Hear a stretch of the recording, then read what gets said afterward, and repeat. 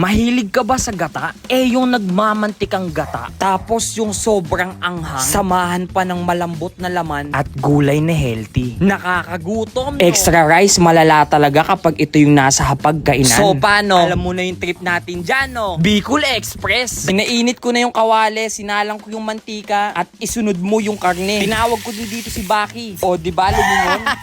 Kapag nagmantika na parang ganyan, ay talaga ka. Kahit lagyan mo lang yan ng asin na pwede nang iulam yan. Ganito pala kadami yung na-produce niyang mantika. Masama sa kalusugan yan, boss, kaya bawasan natin. Halos nakadalawang salok din ako mantika dun ah. Kung sinama natin yun, panigurado, pinasahan ka na ng bola ni Kobe.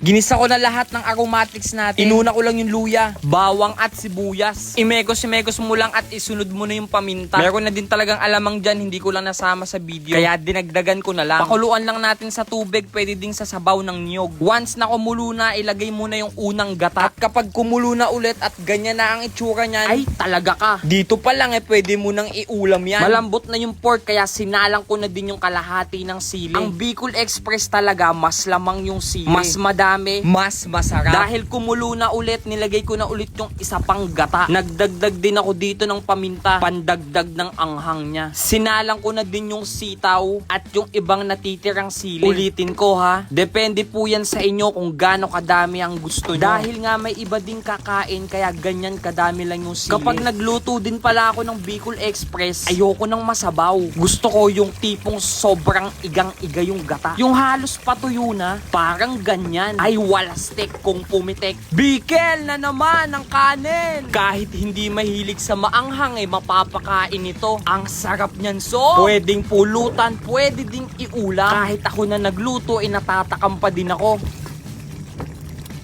Ay inay! Ganyan! Ganyang luto sa Bicol Express. So paano? Kain na tayo! Ay, sarap nito, boss.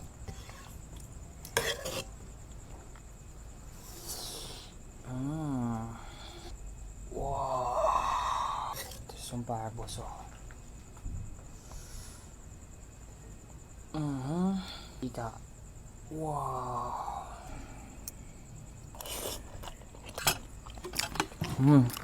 Hap, ang lambot ng taba.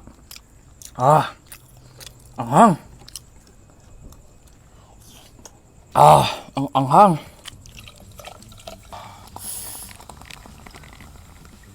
Oh.